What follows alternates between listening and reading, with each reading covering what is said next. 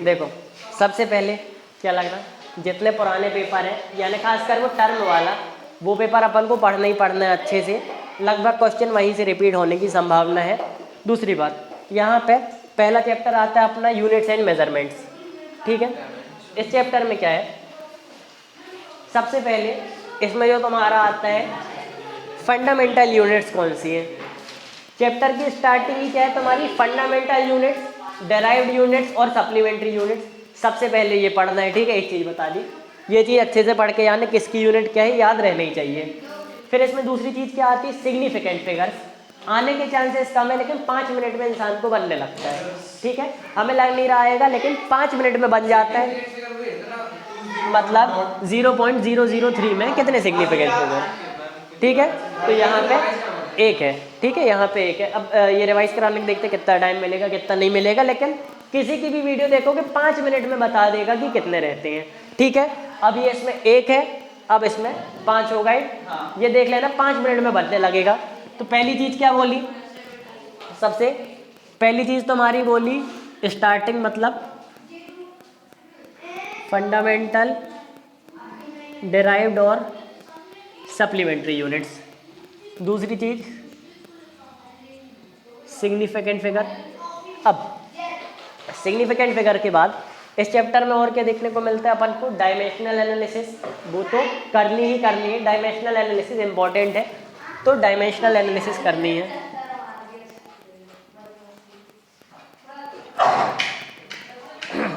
Dimensional analysis के 2 फॉर्मूले रहते हैं, एक इक्वेशन कितनी करेक्ट है उसको चेक करना, दूसरा फिजिकल इक्वेशन बनाना डायमेंशनल इक्वेशन से। मतलब तुमको देंगे कि फोर्स मास के प्रोपोर्शनल है और फोर्स तुम्हारा एक्सेलरेशन के प्रोपोर्शनल है, इसका बना फॉर्मूला, ठीक है। नहीं, अगर ऐसा बोले कि फोर्स मास और एक्सेलरेशन के प्रोपोर्शनल है, इसका फॉर्मूला बनाओ, ठीक है। तो इसका फॉर्मूला कैसे बनाएंगे, पहले ले लेंगे F is equal to M की पावर x ले लिया और a की पावर ले ली y, ठीक। m क्या है मास, a क्या है अपना LT माइनस 1 LT माइनस 2। तो यहाँ पे अपन करते हैं मास मतलब m की पावर x, यहाँ पे LT माइनस 2 की पावर y।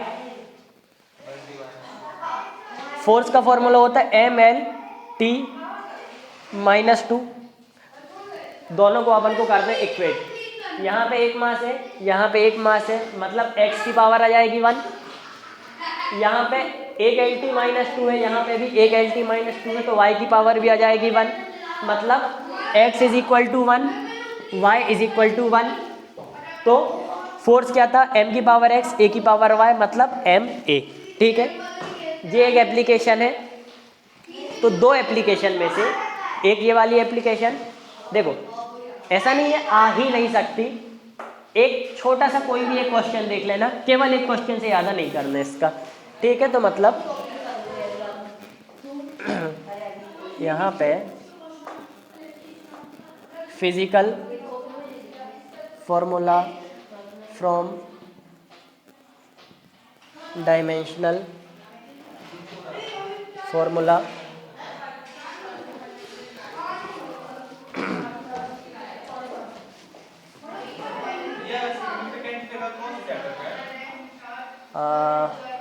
सेकेंड में। चलो फंडामेंटल, डेराइव्ड, सप्लीमेंट्री क्वांटिटी, सबसे पहले सिग्निफिकेंट फिगर, डायमेंशनल एनालिसिस अच्छे से करनी है। फिजिकल फॉर्मूला को डायमेंशनल फॉर्मूला से निकालना एक एप्लीकेशन, दूसरी एप्लीकेशन है फॉर्मूला की करेक्टनेस चेक करना। इन दोनों एप्लीकेशन का केवल एक एक क्वेश्चन करके जाना है जो इन टेक्स्ट क्वेश्चन किताब में दिया है, ठीक है। वो क्वेश्चन करके जाओगे तो ये दोनों चीज हो जाएंगी कवर। इसके बाद आता है एरर। एरर का केवल एक क्वेश्चन जो किताब में दिया है वो वाला बड़ा वाला क्वेश्चन वो करके आना। फिर जो तुम्हारा कॉम्बिनेशन ऑफ एरर है, कॉम्बिनेशन ऑफ एरर में केवल ये चीज़ याद करके जाना है कि अगर मतलब जो थ्योरी है ना उसकी, कि अगर 2 एरर को ऐड करेंगे तो उनका एब्सोल्यूट एरर ऐड होगा, 2 एरर को मल्टीप्लाई करेंगे तो उनका रिलेटिव एरर ऐड होगा, और किसी एरर की पावर लेंगे तो उसके रिलेटिव एरर की पावर में टाइम्स जुड़ जाएगा। तो जो एरर के क्वेश्चन है न्यूमेरिकल क्वेश्चन आने की संभावना नहीं है, ठीक है, नहीं है या फिर कह सकते बिल्कुल कम है। तो एरर के देखो वो बड़ा वाला क्वेश्चन आएगा, आ सकता है जो तुम्हारा कॉम्बिनेशन ऑफ एरर है, हाँ वो देख लेना, थ्योरी ओनली, इधर से न्यूमेरिकल आने के चांसेस बहुत कम है, ठीक है। ये समझ में आ गया, क्या क्या देख लिया। सबसे पहले बेसिक थ्योरी, बेसिक थ्योरी के बाद सिग्निफिकेंट फिगर क्या है, डायमेंशनल एनालिसिस, उसकी दोनों एप्लीकेशन के एक एक क्वेश्चन, एरर का एक क्वेश्चन जो इन टेक्स्ट में है, कॉम्बिनेशन ऑफ एरर के केवल थ्योरी, इसके क्वेश्चन नहीं। कुल मिला के इस चैप्टर से कहने का ये मतलब है कि इसको छोड़ के सिग्निफिकेंट फिगर और डायमेंशनल एनालिसिस को छोड़ के केवल वो चीज़ करके जानी है जो बुक के इन टेक्स्ट क्वेश्चन में दी है। ये दोनों कहाँ से करके जाना है, जो कॉपी में कराए हैं बहुत सारी चीज़ की, जैसे फोर्स की, यानी स्ट्रेस की, काफ़ी सारी चीज़ की, तो डायमेंशनल एनालिसिस अच्छे से देखना है, ठीक है। सेकेंड चैप्टर कंप्लीट हो गया। सेकेंड चैप्टर में इतनी चीज़ें इंपॉर्टेंट है। अब फोर्थ चैप्टर,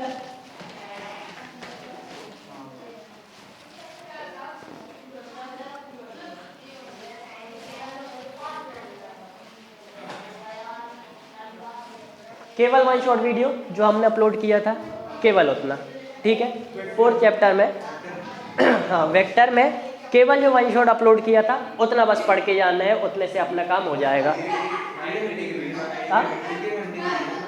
हाँ 1 घंटे करीब की वीडियो है, उससे काम हो जाएगा। फिर फोर्थ चैप्टर में एक और चीज़ आती है, प्रोजेक्टाइल रेंज, और वो क्या कहते हैं तुम्हारा प्रोजेक्टाइल की हॉरिजॉन्टल रेंज, टाइम, और फिर जो भी चीज़ें हैं उसके, ठीक है, उसके न्यूमेरिकल नहीं करने। सबसे पहली बात उसके न्यूमेरिकल नहीं करने, हाँ उसके केवल फॉर्मूला याद करने हैं। तो वन शॉट के अलावा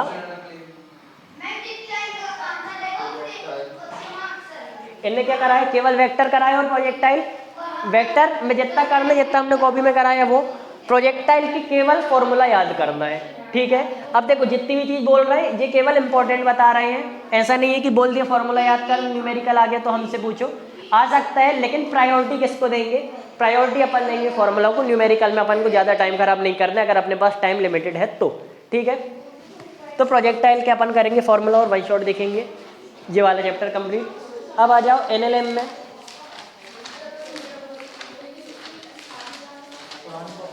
एनएलएम को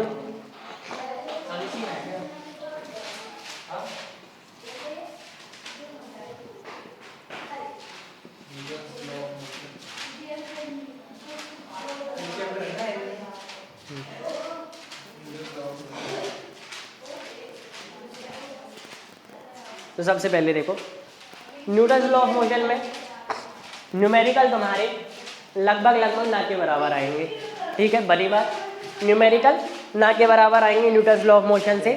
याद क्या करना है, इनकी सारी डेरिवेशन, जितनी भी डेरिवेशन है सारी डेरिवेशन याद करनी है। फिर डेरिवेशन के अलावा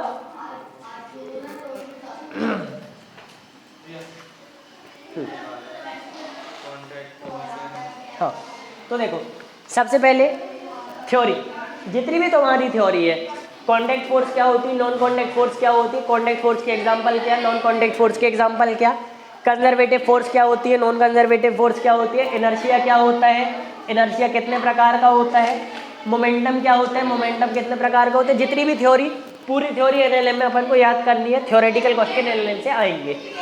फिर डेरिवेशन, एनएलएम की डेरिवेशन इंपॉर्टेंट है, क्यों, तुम्हारे सेकेंड चैप्टर में डेरिवेशन नहीं है, सेकेंड चैप्टर में डेरिवेशन नहीं है, फोर्थ चैप्टर में भी डेरिवेशन नहीं है, तो एनएलएम से डेरिवेशन आना चालू होती है, तो एनएलएम की डेरिवेशन करनी है याद। फिर वर्क एनर्जी में इसकी डेरिवेशन याद करनी है। इसकी डेरिवेशन के बाद तुम्हारा क्या है, इसकी डेरिवेशन के बाद आएगा फ्रिक्शन। फ्रिक्शन अपन को मालूम है म्यू एन वो होता है अपना फ्रिक्शन। फ्रिक्शन के भी न्यूमेरिकल ना आने की पॉसिबिलिटी है ना, न्यूमेरिकल आने की पॉसिबिलिटी नहीं है। बाकी एक आध न्यूमेरिकल अगर एनसीईआरटी में दिया तो उसको प्रैक्टिस कर लेना, केवल एनसीईआरटी वाला बस, बाकी पॉसिबिलिटी नहीं है आने की। फिर आता है एंगल ऑफ फ्रिक्शन क्या होगा, डेफिनेशन, यानी डेफिनेशन और डेरिवेशन। एंगल ऑफ रिपोज क्या होगा, डेफिनेशन और डेरिवेशन, ठीक है। इतना करना है एनएलएम में, मतलब पूरी थ्योरी पूरी डेरिवेशन। फ्रिक्शन में दो चीज़ें, एक स्ट्रेट लाइन पे और एक इंक्लाइन पे, एक स्ट्रेट लाइन पे एक इंक्लाइन पे है। इसमें से भी इंक्लाइन में तुम्हारी डेरिवेशन है एंगल ऑफ रिपोज की, डेरिवेशन तो करनी है। बाकी क्वेश्चन इंक्लाइन वाला प्रैक्टिस मत करना, न्यूमेरिकल क्वेश्चन केवल इसका प्रैक्टिस करना अगर एनसीईआरटी में दिया है तो, क्योंकि इसका भी दिया होगा, प्रैक्टिस करना ये वाला। डेरिवेशन भी कर दी तो पूरी है। क्वेश्चन अगर देंगे तो एनसीईआरटी से देंगे ना एमसीक्यू। हाँ अगर न्यूमेरिकल ठीक है, जितना बताते यार उस हिसाब से। तो डेरिवेशन सारी थ्योरी जितनी कॉपी में दी है सारी, इन दोनों में से करनी तो दोनों की डेरिवेशन है, लेकिन अगर बोलो कि किसी एक की कर दे की एक चाहे, या फिर टाइम इतना नहीं बचा कि दोनों की कर सके, तो ये वाला कम इम्पोर्टेंट है, आने के चांसेस कम है, ये आने के चांसेस ज़्यादा है। ठीक है, इंक्लाइंड वाला आने के चांसेस बहुत कम है, ये भी बता दिया। एनएलएम की बात, तो ये 3 चीज़ें बता दी। इन 3 चीज़ के अलावा क्या, जो तुम्हारा पुराना पेपर था फर्स्ट टर्म का और उसके पहले का जो भी पेपर था, 2-3 पेपर थे, वो दोनों पेपर करते हैं अच्छे से एनएलएम तक के लिए। तब तक केवल एनएलएम तक आया था, मतलब एनएलएम का पुराना पोर्शन है, तो उतने पोर्शन के उतने पेपर और जितना हमने बताया सबसे पहली चीज़ इतना करके जाना है। इसके बाद टाइम मिलता है तो फिर जो इच्छा वो करते जाना। ठीक है, तो यहाँ तक एनएलएम का बता दिया। एनएलएम के बाद क्या आता है अपना वर्क एनर्जी पावर, जो कि पहले नहीं आया है। तो वर्क एनर्जी पावर से आखिरी तक के जो चैप्टर है वो पहले आए नहीं है, तो उसको थोड़ी और अच्छे से करना, उसमें क्या करना अभी बता रहे। चलो अब आ गए अपन वर्क एनर्जी पावर में।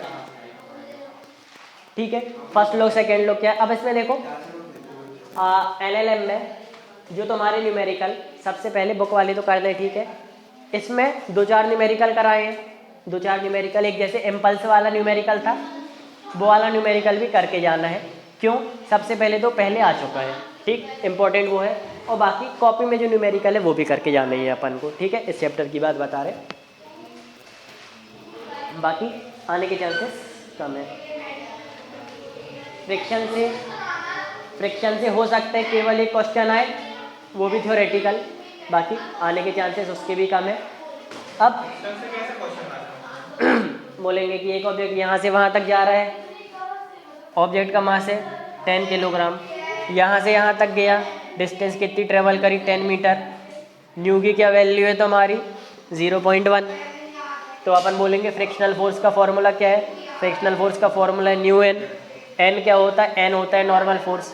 एन किसके बराबर होगा, जो उल्टी फोर्स है, मतलब एन एम जी के बराबर होता है। तो न्यू एन मतलब हो जाएगा न्यू एम जी। एम अपन को दिया है, जी अपन को पता है, न्यू अपन को पता है, तो आंसर निकाल लेंगे। इतना सरल एक क्वेश्चन करके जाना है बस।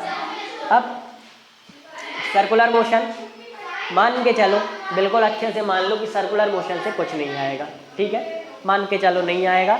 अगर टाइम बचे तो पढ़ना, टाइम ना बचे तो मत पढ़ना।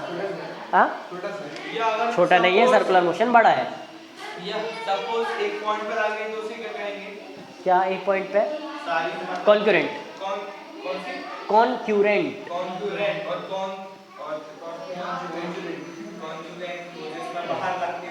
अरे वो सेंट्रीपिटल और सेंट्रीफ्यूगल अलग है।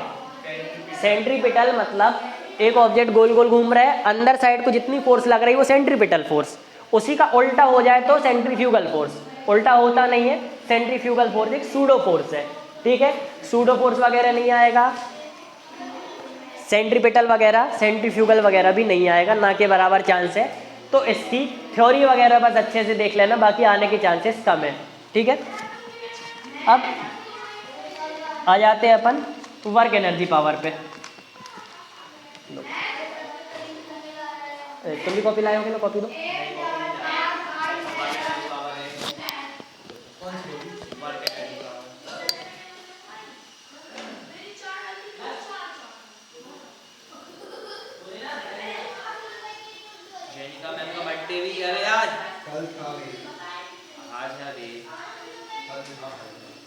कब डाला है यस्टरडे,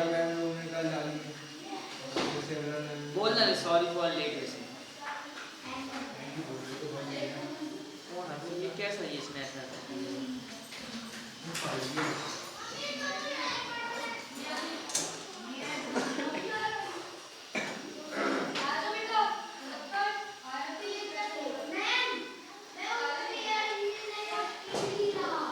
तुमने हमारे नंबर पे भेजे थे अपने मोबाइल पे।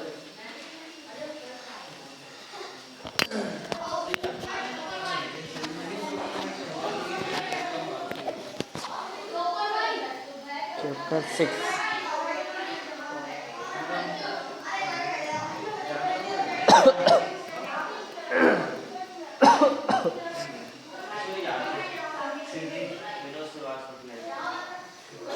वो तो सियोरी में रहती है ना। कौन विनोद श्रीवास्तव। कौन विनोद श्रीवास्तव? किसके पास? संजय पाठक भैया। हाँ किसके पास? तो संजय पाठक भैया कौन सा? नहीं, विनोद श्रीवास्तव कौन? संजय पाठक को तो जानते हैं। विनोद श्रीवास्तव को नहीं जानते? बेटा तू संजय पाठक को नहीं जानता बच्चे से। नहीं तो संजय पाठक तो बहुत बड़ा आदमी, विनोद श्रीवास्तव है कौन ये तो पूछ रहे थे। किधर के? अच्छा सियोरी पना लाइन में रहता है ना। पनागर के सियोरी में रहता है। रहते हैं। सियोरी में आप नहीं जानते? नहीं जानते। नहीं ऐसी खास नहीं। तो संजय पाठक तो बहुत ही बड़ा नाम है ना, तो वो तो जानना लाजमी चीज़ है। हेलीकॉप्टर दिख जाए। अरे तो वो तो एक तो पॉलिटिकल आदमी भी है, नेता राजनेता है ना। पहले कांग्रेस का था, भाजपा का हो गया, माइंस वगैरह। ऑस्ट्रेलिया में माइंस। उतना नहीं पता, लेकिन संजय पाठक बहुत ही बड़ी चीज़ है।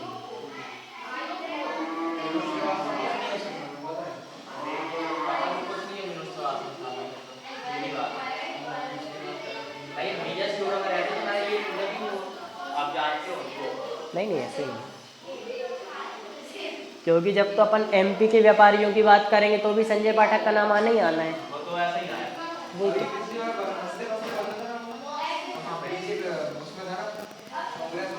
हाँ फिर बीजेपी में आ गया ना। हाँ चलो, तो ज्योतिराज सिंधिया भी आ गया। Work energy power. सबसे पहले अब यहाँ से अपन को थोड़ा ज़्यादा ध्यान देना चालू करना है, ठीक है। अब पुराना सर्कुलर मोशन वगैरह ना पढ़ने को इसलिए कह रहे हैं क्योंकि पुराने पेपरों से कम ही आएगा। जो ताज़ा पढ़ाया है वो ज़्यादा आने देते हैं। ऊपर से सर्कुलर मोशन कठिन भी पढ़ते हैं, तो सर्कुलर मोशन आने के चांसेस कम है, इंक्लाइंड प्लेन आने के चांसेस कम है। वर्क एनर्जी पावर क्योंकि ताज़ा पढ़ाया और ऊपर से नया भी है, तो इसमें से ज़्यादा चीज़ें आनी है। तो सबसे पहले इसकी थ्योरी मस्ट है। मस्ट क्यों? बिल्कुल ही छोड़ के नहीं जानी। वर्क एनर्जी पावर की थ्योरी ज़्यादा अच्छे से करके जानी है, पुरानी थ्योरी से भी। इसकी थ्योरी में क्या रहता है? वर्क डन क्या है, तुम्हारी एनर्जी क्या है, पोटेंशियल एनर्जी क्या है, काइनेटिक एनर्जी, इनकी क्या डेफिनेशन होती है, अच्छी वाली डेफिनेशन, ये अपन को बहुत अच्छे से करके जाननी है। फिर इसमें तुम्हारा एक इंटीग्रेशन, एक थोड़ा सा इंटीग्रेशन डिफरेंशिएशन का पार्ट है। यहाँ पे इंटीग्रल वाला फॉर्मूला, इसको थोड़ा कम इंपॉर्टेंस देनी है, ठीक है। इंटीग्रेशन को कम इंपॉर्टेंस देने के लिए क्यों बोल रहे हैं? क्योंकि थर्ड चैप्टर छुड़वा दिया। इंटीग्रेशन और डिफरेंशिएशन थर्ड चैप्टर में थी, थर्ड चैप्टर छुड़वा दिया और उसके बाद अगर इंटीग्रेशन की चीज़ दे रहे हैं ना, तो इसमें कोई सेंस नहीं बनता। तो इसको पढ़ने के अगर समझ में आ जाए तो ठीक है, रट लेना, ना समझ में आए तो नहीं बोलोगे। नहीं, देखो बोलने का कुछ नहीं है। हमको ये बता रहे हैं कि पहली प्रायोरिटी किसको देनी है पढ़ते समय, क्योंकि अगर पूरा पढ़ लोगे तो वैसे ही पूरे 80 नंबर, 80-70 जितने नंबर का पेपर आ जाएंगे। लेकिन अगर कम पढ़ के ज़्यादा नंबर लाने हैं तो ये वाली चीज़ को इम्पोर्टेंस देना है अपन को, ठीक। तो इंटीग्रेशन वाली चीज़ को अपन थोड़ा सा छोड़ सकते हैं। फिर आ गई कंजर्वेटिव फोर्स, फोर्स का पार्ट है, इसको याद करना है। नॉन कंजर्वेटिव भी याद कर ले, कौन सी पार्ट डिपेंडेंट है, कौन सी पार्ट डिपेंडेंट नहीं है। एनर्जी, अब एनर्जी और पावर की डेफिनेशन अच्छे से करनी है, ठीक। एनर्जी होती है capacity of doing work, power होती है रेट ऑफ डूइंग वर्क, ठीक है। पावर और एनर्जी की डेफिनेशन अच्छे से देखनी है। उसके बाद तुम्हारा forms of energy. Forms of energy में एनर्जी कई तरीके की होती है, कई तरीके की एनर्जी आ गई फॉर्म्स ऑफ एनर्जी। फिर जो मैकेनिकल एनर्जी है, मैकेनिकल एनर्जी क्या? Kinetic energy plus potential energy, ये देखना है। काइनेटिक एनर्जी की डेरिवेशन तो देखो, इस चैप्टर की डेरिवेशन सारी करनी है इस चैप्टर की। अब देखो यहाँ से आखिरी तक, वर्क एनर्जी से आखिरी तक जितने चैप्टर आते हैं उनकी सबकी सारी डेरिवेशन करनी ही करनी है, ठीक है। एनएलएम में बता दिया था कौन सी वाली छोड़ सकते हो, लेकिन वर्क एनर्जी के बाद की एक भी डेरिवेशन अपन नहीं छोड़ सकते। तो वर्क एनर्जी से सारी डेरिवेशन, सारी थ्योरी करनी है। फिर काइनेटिक एनर्जी की डेरिवेशन आने के बहुत ज़्यादा चांस है, मतलब बहुत ही ज़्यादा है, तो काइनेटिक एनर्जी की बिल्कुल अच्छे से करनी है। पोटेंशियल एनर्जी के आने के चांस कम है, काइनेटिक एनर्जी के ज़्यादा है, सिंपल बात। कॉलिजन वाले के आने के चांसेस बहुत ही कम है, बताएंगे। देखो बहुत बढ़ रहे हैं। हाँ, उसी के आने के चांसेस काफ़ी कम है। ठीक, फिर वर्क एनर्जी थ्योरम करके जानना है अच्छे से। वर्क एनर्जी थ्योरम अच्छे से करके जानना है। वर्क एनर्जी थ्योरम में भी ज़्यादा कुछ नहीं है, उसकी डेरिवेशन बताई गई है। उसके नीचे पावर,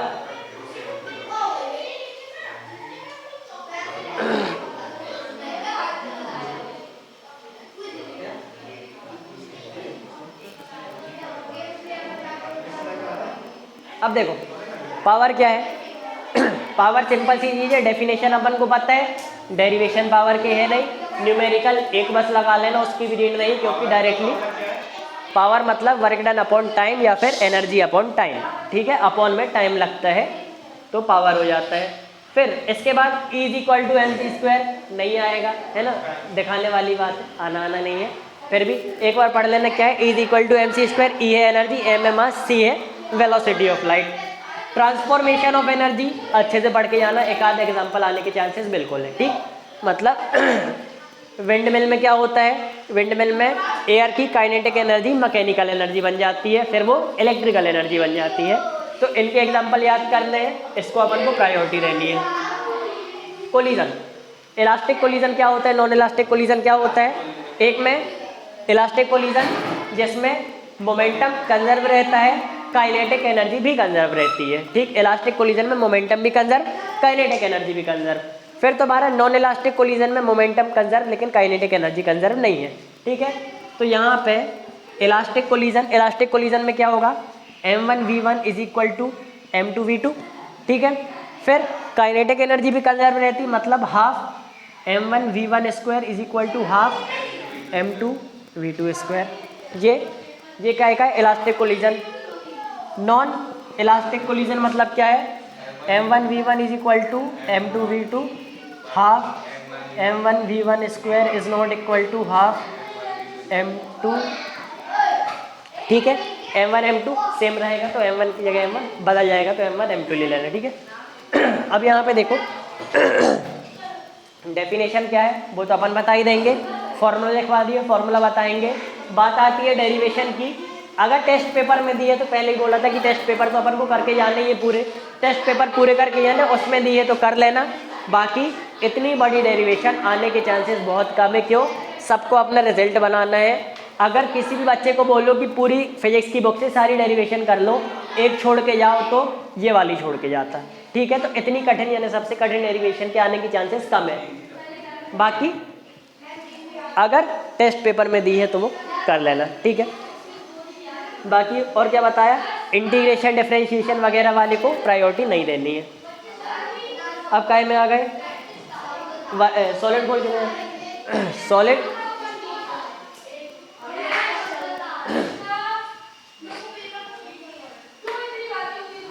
सबसे पहले जरा थर्मोडायनेमिक्स और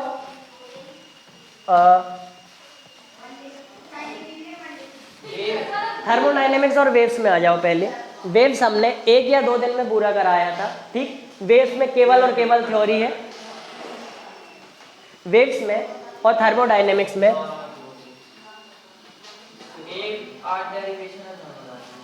8 इतनी कहाँ है, अच्छा एक आध, हाँ तो 8, हाँ वही। तो देखो वेव्स क्या है, पूरा का पूरा थ्योरी बेस्ड चैप्टर है, वेव्स थ्योरी बेस्ड चैप्टर है। थर्मोडायनेमिक्स तुम्हारा थ्योरी बेस्ड चैप्टर है। इधर देखो वेव्स पूरा थ्योरी चैप्टर, केवल उतना करना जितना हमने कराया, उसके अलावा वीडियो भी नहीं देखने की जरूरत, केवल वो वीडियो देख लेना 1-2 बार। थर्मोडायनेमिक्स थ्योरी बेस्ड चैप्टर है, इसमें एक आध 2 फॉर्मूले हैं, एक आध डेरिवेशन है, कर लेना। क्यों, डेरिवेशन तो इम्पोर्टेंट है क्योंकि नए चैप्टर है। फॉर्मूला कौन से हैं, एक तुम्हारा टोटल इंटरनल एनर्जी का फॉर्मूला आएगा। टोटल इंटरनल एनर्जी का फॉर्मूला क्या होता है, Q प्लस W अगर फिजिक्स की बात कर रहे हैं, Q माइनस W अगर केमिस्ट्री की बात कर रहे हैं। ठीक है, टोटल इंटरनल एनर्जी मतलब Q प्लस W हो गया तुम्हारा फॉर्मूला।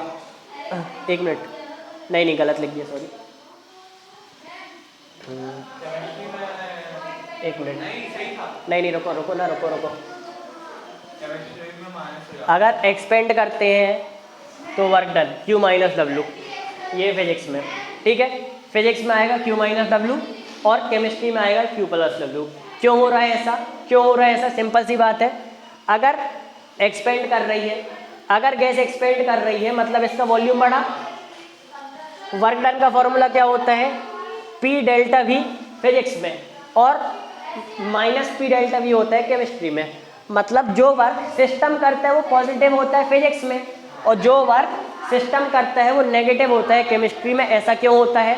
ऐसा इसलिए होता है क्योंकि अगर सिस्टम वर्क करेगा तो एनर्जी कम हो जाएगी। वर्क किया मतलब एनर्जी गई, सिस्टम ने वर्क किया तो एनर्जी गई। तो अपन लिखते हैं नेगेटिव वर्क डन केमिस्ट्री के केस में, क्योंकि केमिस्ट्री सही है।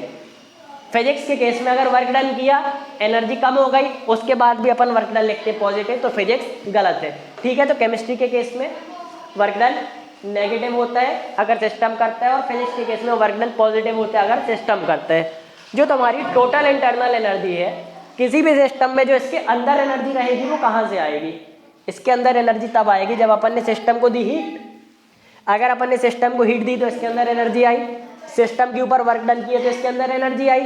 तो टोटल इंटरनल एनर्जी मतलब अपन सिस्टम को जो हीट दे रहे हैं और सिस्टम पे जो वर्क डन कर रहे हैं। सिस्टम पे जो वर्क डन करते हैं फिजिक्स के केस पे वो होता है नेगेटिव। क्यों? जो सिस्टम वर्क डन कर रहा था वो पॉजिटिव, तो सिस्टम पे जो वर्क डन हो रहा है वो नेगेटिव। तो E is equal to Q minus W आएगा फिजिक्स का। ठीक है, केमिस्ट्री का आता E is equal to Q plus W। इस चीज़ पे जोड़ देना है। ठीक है, इसको गलत नहीं करना। एक फॉर्मूला ये, दूसरा फॉर्मूला क्या है? W is equal to P delta V। केवल दो फॉर्मूले फिजिक्स में, यही दो फॉर्मूले तुम्हारे केमिस्ट्री में, याद रखना। ये बात है अपनी फिजिक्स की।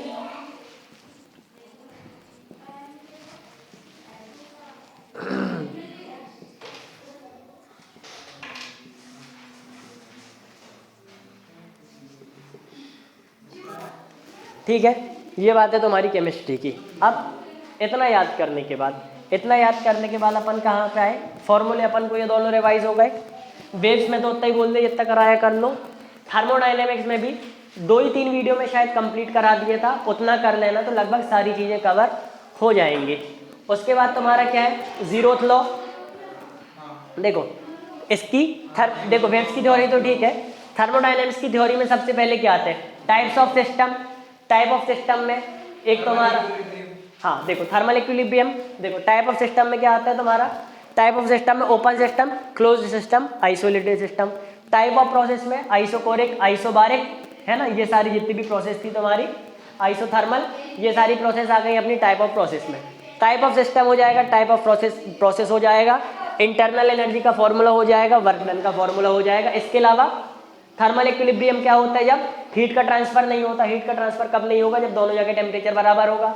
बीच में कौन सी मेम्ब्रेन होगी जिससे हीट का ट्रांसफर हो सकता है? वहाँ पे अपन को एडियाबैटिक वॉल नहीं लेनी। एडियाबैटिक वॉल में हीट का ट्रांसफर नहीं होता। मतलब अगर एक जगह तुम्हारी 10 केल्विन टेम्परेचर है, चल 10 नहीं, 10 तो काफ़ी कम हो गया, 1100 केल्विन टेम्परेचर है। ठीक है, एक जगह 1100 केल्विन, एक जगह 1200 केल्विन अगर टेम्परेचर है तो ट्रांसफर हो जाएगा। क्यों? क्योंकि बीच की वॉल ट्रांसफर को अलाउ कर रही है, मतलब बीच की वॉल एडियाबैटिक वॉल नहीं है। अगर एडियाबैटिक वॉल होती तो ये यही रहता, कोई ट्रांसफर नहीं होता। तो एडियाबैटिक वॉल में ट्रांसफर नहीं होता। थर्मल इक्विलिब्रियम क्या होता है? अगर बीच में एडियाबैटिक वॉल ना हो और उसके बाद भी ट्रांसफर ना हो रहा हो, तो ये थर्मल इक्विलिब्रियम में नहीं है। क्यों? ट्रांसफर हो जाएगा। अगर अपन दोनों जगह बराबर कर दें तो थर्मल इक्विलिब्रियम में, क्योंकि हीट का ट्रांसफर नहीं हो रहा। थर्मल इक्विलिब्रियम के बाद अपना क्या आता है? Zeroth law. थर्मल इक्विलिब्रियम पे बेस्ड है। जीरोथ लॉ के बाद फर्स्ट लॉ। फर्स्ट लॉ बिल्कुल सिंपल सा है कि एनर्जी हमेशा कांस्टेंट रहेगी। फॉर्मूला है फर्स्ट लॉ का Q माइनस W। ठीक है, थर्मल इक्विलिब्रियम मतलब अगर दो कंटेनर को अपन ने जोड़ा, दोनों की हीट इतनी, एक की हीट है X, एक की हीट है Y। ठीक है, इसका टेम्परेचर X केल्विन या फिर X डिग्री सेल्सियस, इसका Y डिग्री सेल्सियस। तो अगर टेम्परेचर अलग अलग होएगा तो आखिरी में इससे इसमें टेम्परेचर या फिर इससे इसमें टेम्परेचर आ जाएगा। आखिरी में तुम्हारा दोनों का टेम्परेचर बराबर हो जाएगा। तो मान लो पहले इसका टेम्परेचर अलग अलग था, अब जब दोनों का टेम्परेचर बराबर हो गया तो इसका टेम्परेचर हो गया Z, इसका भी टेम्परेचर हो गया Z, दोनों आ गए सेम टेम्परेचर में। अब ना इसका बढ़ेगा ना इसका बढ़ेगा, क्यों? सेम टेम्परेचर पे आ गए हैं। तो अब इसको अपन कह सकते हैं थर्मल इक्विलिब्रियम में। क्यों? क्योंकि हीट का ट्रांसफर नहीं हो रहा। ठीक है, गर्म पानी की बाल्टी में अपन ऊपर से ठंडा पानी डालते हैं। पहले क्या करते हैं? गर्म पानी ठंडे वाले को गर्म करता है और ठंडा पानी गर्म वाले को ठंडा करता है। आखिरी में वो दोनों पानी का एक टेम्परेचर बन जाता है जो ऊपर नीचे नहीं होता। तो मतलब अपनी बाल्टी थर्मल इक्विलिब्रियम में आ गई। ठीक, थर्मल इक्विलिब्रियम का ये मतलब है कि हीट ट्रांसफर नहीं होना चाहिए। इसके बाद जीरोथ लॉ थर्मल इक्विलिब्रियम में बेस्ड है। फर्स्ट लॉ क्या कहता है, एनर्जी हमेशा कांस्टेंट रहेगी, ना घटेगी ना बढ़ेगी, एनर्जी अपने फॉर्म चेंज कर सकती है। फर्स्ट लॉ के फिजिक्स में ये फॉर्मूले हैं, केमिस्ट्री में ये फॉर्मूले हैं। फर्स्ट लॉ के बाद तुम्हारा क्या आता है, सेकेंड लॉ। सेकेंड लॉ कौन सा, वही रेफ्रिजरेटर वाला कि एनर्जी ठंडी हो सकती है, मतलब कोई चीज़ गर्म चीज़ से ठंडी खुद से हो सकती है, ठंडे से गर्म खुद से नहीं हो सकती। ठंडे से गर्म करने तो एनर्जी देनी पड़ेगी, गर्म से ठंडी खुद हो जाएगी। क्यों, गर्म है मतलब उसके अंदर एनर्जी है, एनर्जी बाहर चली जाएगी, कहीं भी रख दो। ठीक है, तो गर्म से ठंडे अपने आप हो जाएगी, लेकिन ठंडे से गर्म अपने आप नहीं होगी, एनर्जी देनी पड़ेगी। ठंडे से गर्म एनर्जी देनी पड़ती है। एग्जाम्पल क्या है, फ्रिज। फ्रिज में कोई चीज़ गर्म रखो ठंडे, कोई चीज़ ठंडी हो जाती है, नॉर्मल चीज़ भी रखो ठंडी हो जाती है। अब एक टेम्परेचर तक खुद से ठंडी हो जाती है। अब फ्रिज कर क्या रहा है उसकी एक्स्ट्रा गर्मी निकाल रहा है। कोई चीज़ ठंडी है उसकी एक्स्ट्रा गर्मी निकाल रहा है। किसी भी चीज़ की एक्स्ट्रा गर्मी निकालने के लिए अपन को इलेक्ट्रिसिटी देनी पड़ती है ना। क्योंकि देखो कोई चीज़ तुम्हारी रूम टेम्परेचर पे खुद से आ जाएगी। रूम टेम्परेचर में तुम्हारा ये आ गया एक चीज़ खुद से, ठीक, गर्म चीज़ रखी अपने आप रूम टेम्परेचर पे आ गई, मतलब खुद से हो गई। अब रूम टेम्परेचर से और ठंडा करना है, रूम टेम्परेचर से और ठंडा करने तो इसको एनर्जी इसकी एनर्जी निकालनी पड़ेगी। अब इसकी एनर्जी निकालने के लिए भी अपन को एक एनर्जी देनी पड़ेगी, तभी तो एनर्जी निकलेगी। तो अपन फ्रिज को दे रहे हैं एनर्जी, किसके लिए, इसकी एनर्जी निकालने के लिए। ठीक है, हीट इंजन क्या है, गर्म चीज़ अपने आप ठंडी होगी, गर्म चीज़ जब अपने आप ठंडी होगी तो वो इलेक्ट्रिसिटी छोड़ेगी, वो गर्म चीज़ अपने आप ठंडी होगी तो वो एनर्जी छोड़ेगी वो। तो ये दोनों लॉ कौन से अपने, सेकेंड लॉ। ठीक है, सेकेंड लॉ में क्या है, गर्म से ठंडी अपने आप होगी, ठंडी, हाँ, ठंडी से गर्म अपने आप नहीं होगी, उसको एनर्जी देनी पड़ती है तुम्हारी।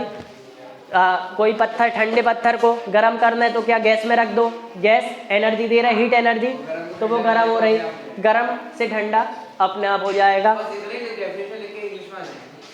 से ठंडा हो जाता है। नहीं, स्टेटमेंट लिखना पड़ेगा। ठंडा से गर्म नहीं हो पाता। देखो एग्जांपल दे सकते हैं ना। हाँ, एग्जाम्पल दे सकते हैं। ठीक है, ठंडा से गर्म हो जाता है, गर्म से ठंडा नहीं होता। नहीं ऐसा नहीं होता, ठंडे से गर्म अपने आप नहीं हो सकता। कैसे एग्जाम्पल, तो कैसे होगा ठंडे से गर्म अपने आप, ठंडा कुछ भी आइस रख दियो अपने आप गर्म हो जाएगा, मतलब मेल्ट हो जाएगा। तो जो रूम का टेम्परेचर है, सूरज से टेम्परेचर आया, वो अपने एटमॉस्फेयर में आ गया, तो सूरज का टेम्परेचर आइस को लग रहा है इसलिए वो हो रही है, अपने आप नहीं हो रही। लेकिन अगर जहाँ पे कोई, अच्छा देखो सिंपल सी बात है, अंधेरा क्या होता है, अंधेरा कोई चीज़ है, अंधेरा कोई चीज़ नहीं है, अंधेरा कोई चीज़ नहीं है। जो जहाँ उजाला नहीं है वो अंधेरा है, अंधेरा खुद, हाँ देखो वो बात अलग, हम कह रहे हैं कि लाइट एक चीज़ है लेकिन डार्क कोई चीज़ नहीं है। जहाँ पे भी लाइट नहीं है वो चीज़ डार्क है। ठीक है, मतलब डार्क खुद की कोई चीज़ नहीं है। वैसे ही एनर्जी एक चीज़ है, और अगर एनर्जी कहीं पे नहीं है तो वहाँ पे जीरो एनर्जी हो गई। टेम्परेचर एक चीज़ है, जहाँ पे टेम्परेचर नहीं है तो जीरो टेम्परेचर हो गया। तो वही मतलब है, अगर कोई चीज़ गर्म है तो वो अपने आप ठंडी हो सकती है। क्यों, क्योंकि उसके खुद के अंदर टेम्परेचर वो निकल जाएगा, पूरा निकल गया तो वो चीज़ हो गई ठंडी। अब जो चीज़ ठंडी है वो अपने आप गर्म नहीं हो सकती, क्योंकि उसके अंदर टेम्परेचर आना पड़ेगा। कहाँ से आ सकता है, बाहर से ही आएगा। तो कोई चीज़ अपने आप गर्म नहीं हो सकती, अपने आप ठंडी हो सकती है। बाकी वो रेफ्रिजरेटर वगैरह का क्या था वो समझ में ना आया हो तो एक बार वीडियो देख लेना। ठीक है, वीडियो बहुत क्लियर है, थर्मोडायनेमिक्स और वेव्स की वीडियो बहुत क्लियर है।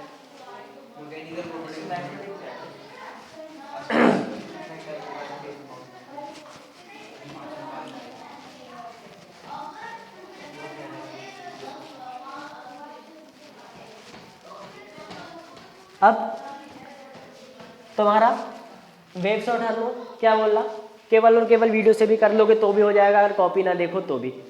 वेव्स, थर्मो, तीसरी चीज़ क्या बोली थी, वेक्टर वाला जो तुम्हारा चैप्टर 4 था वो भी वीडियो से बस कर लोगे तो हो जाएगा। ठीक, क्योंकि कॉपी का ही वीडियो में कराया है। अब क्या बचा तुम्हारा, फ्लूइड्स और सॉलिड्स। सॉलिड्स में क्या है, अब सॉलिड्स में छोड़ने लायक कुछ है नहीं। सॉलिड्स में क्या है, केवल 3 तरीके के स्ट्रेस, 3 तरीके के स्ट्रेन, 3 तरीके के मॉड्यूलस। ठीक, प्लास्टिक, इलास्टिक, परफेक्टली प्लास्टिक क्या है, तो सॉलिड स्टेट्स पूरा का पूरा करना है, सॉलिड स्टेट्स में कुछ भी नहीं छोड़ना। ठीक, बनी बात, सॉलिड स्टेट में कुछ भी छोड़ के नहीं जाना। फ्लूइड चैप्टर फ्लूइड कठिन है, ठीक, बनी बात है, फ्लूइड कठिन है, लेकिन पढ़ा अपन ने अच्छे से है, ठीक है। फ्लूइड में तुमको कहीं भी नहीं लगेगा कि यहाँ पे मुश्किल पड़ रही है। एवरेज प्रेशर हमेशा 4 एरिया के बराबर है। एवरेज प्रेशर मतलब जो क्रश वेव में था ना, P equals to F upon A। अच्छा हाँ, क्रैश और थ्रू वेव्स में था, हाँ P equals to F upon A, but average pressure रहेगा ना। हाँ, एवरेज प्रेशर ही कहते हैं, या फिर उस पर्टिकुलर पॉइंट पे जो प्रेशर लग रहा है ऐसा कहते हैं, ठीक है। तो एवरेज प्रेशर के फॉर्मूला में तो कुछ और लिखेंगे अगर क्वेश्चन। एवरेज प्रेशर में कैसा फॉर्मूला आएगा, एवरेज प्रेशर जैसा कुछ नहीं होगा लगभग, मतलब कह सकते हैं कि अगर इसमें दो प्रेशर लग रहा, हाँ, एक प्रेशर लग रहा P1, एक प्रेशर लग रहा है P2, एवरेज प्रेशर क्या होगा? इन दोनों का एवरेज निकालना। नहीं, प्रेशर क्या होता है? फोर्स इनटू एरिया, ये भी होगा फोर्स इनटू एरिया, ठीक है। फोर्स दोनों अलग अलग रहेगी, हाँ देखो, pressure is equal to force per unit area. हाँ यार, ये पता है ये वाला क्यों गलत करते हैं हम हमेशा, फोर्स अपॉन एरिया। अब दोनों में फोर्स अपॉन एरिया अलग अलग है, एरिया दोनों का सेम है, फोर्स अलग अलग है, तो एवरेज प्रेशर का मतलब क्या है? इस फोर्स के द्वारा अलग प्रेशर लग रहा, इस फोर्स के द्वारा अलग प्रेशर लग रहा, तो एवरेज प्रेशर जैसे सबसे पहले तो कोई चीज़ ही नहीं कहलाई ना। अगर दो फोर्स लग रही है तो बोलेंगे इसमें टोटल प्रेशर कितना लगा, बोलेंगे total pressure P1 plus P2 हुआ। एवरेज फोर्स कितनी लगी ये कह सकते हैं, तो जो हमारा टोटल प्रेशर हुआ वो P1 प्लस P2 हो गया। एवरेज फोर्स क्या होगी? एवरेज प्रेशर हो गया, यानी एवरेज फोर्स क्या होगी? फोर्स मतलब होता है pressure into area, P1 plus P2 करेंगे तो P मिलेगा, एरिया तो बराबर ही, तो एवरेज फोर्स मिल सकती है। एवरेज प्रेशर जैसा कुछ नहीं होता। एवरेज प्रेशर तब बस होगा एक बार इसमें फोर्स लगी, उससे लगा P1, फिर ये वाली फोर्स हट गई, दूसरी बार उसमें फोर्स लगी, उससे लगा P2। अब बताओ एवरेज प्रेशर क्या है? तब अपन P1 प्लस P2 अपॉन 2 करेंगे, लेकिन एवरेज प्रेशर जैसी कोई चीज़ नहीं होती, ठीक है। ऐसा कोई क्वेश्चन हमने नहीं देखा है। तो अब सॉलिड पूरा पढ़ना है, फ्लूइड मान के चलो फ्लूइड भी पूरा करना है। फ्लूइड की जो डेरिवेशन है इंपॉर्टेंट है, ठीक, सबसे पहले बता दिया फ्लूइड की डेरिवेशन इंपॉर्टेंट है। फ्लूइड के न्यूमेरिकल बहुत खास इंपॉर्टेंट नहीं है, बाकी न्यूमेरिकल करते तुम लोग से बन जाएंगे क्योंकि डायरेक्टली फॉर्मूला बेस्ड आएंगे, ठीक है। अब फ्लूइड में भी ज़्यादा प्रेशर किसको देना है? तो जो तुम्हारा हाइड्रोलिक ब्रेक और हाइड्रोलिक लिफ्ट है उसको ज़्यादा प्रेशर देना है, पास्कल्स लॉ को प्रेशर देना है। कम प्रेशर किसको देना है? बर्नौलीज थ्योरम को कम प्रेशर दे सकते हो, ठीक है। बर्नौलीज थ्योरम को थोड़ा कम दे सकते हो, बाकी इन दोनों को ज़्यादा देना है। बर्नौलीज थ्योरम की डेरिवेशन वगैरह आए तो देख लेना, बाकी आने के चांसेस कम है। बाकी बर्नौलीज थ्योरम की डेफिनेशन अच्छे से करके जानी है। डेफिनेशन जो कॉपी में दी है या हमने कराई है, किसी भी एक को कंसीडर करना, तो बर्नौलीज थ्योरम की डेफिनेशन अच्छे से करके जानी है। बाकी स्टार्टिंग में जो तुम्हारा था क्या कहते हैं, जब फ्लूइड चालू हुआ था तो स्टार्टिंग में उसमें बहुत सारी थ्योरी थी, विस्कोसिटी क्या होती है, ये सारी चीज़ें याद करके जानी है। फ्लूइड में बहुत सारी डेरिवेशन है, तो डेरिवेशन फ्लूइड की इंपॉर्टेंट है, इसको करके जाना अच्छे से, ठीक है। तो फिजिक्स का लगभग यही है। एक बार समरी स्टार्टिंग में जो आया है, पहले जो इससे पहले आ चुका है उसके अपन को टेस्ट पेपर लगाने हैं, जितना बताया वो लगाने हैं। वर्क के बाद अपन को ज़्यादा प्रेशर देना है, तो वर्क में जो जो बताया उतना करना है। फिर वेव्स और थर्मोडायनेमिक्स केवल वीडियो से कर लेना, पर्याप्त तैयारी हो जाएगी। फ्लूइड्स और सॉलिड्स में कुछ नहीं छोड़ सकते, लेकिन बर्नौलीज थ्योरम की डेरिवेशन वगैरह को या फिर न्यूमेरिकल को थोड़ा कम इंपॉर्टेंस दे सकते, बाकी डेफिनेशन वगैरह तो किसी की नहीं छोड़नी है। इन शॉर्ट कॉपी में जितनी भी थ्योरी है पूरी ही करके जानी है, ठीक है। जितनी थ्योरी पूरी करके जानी है, डेरिवेशन जितनी बोली छोड़ देना, उसको बाद के लिए रखना। न्यूमेरिकल केवल उतने करने जो इन टेक्स्ट है या फिर जो कॉपी में कराए हैं वो, ठीक है। तो तुम्हारा फिजिक्स का लगभग पूरा हो गया कि यहीं से लगभग हमारे ख्याल से 90% पेपर तो यहीं से आएगा, ठीक है, क्योंकि छोड़ा ही अपन ने बहुत कुछ है। तो बाकी जब पढ़ने बैठते हो, कुछ पढ़ते हो कुछ चीज़ नहीं पढ़ते हो, एक बार वीडियो खोल के देख लेना और जो हमने बोला उसको पहले पढ़ लेना, बाकी जितना पढ़ना हो उसको बाद में पढ़ना।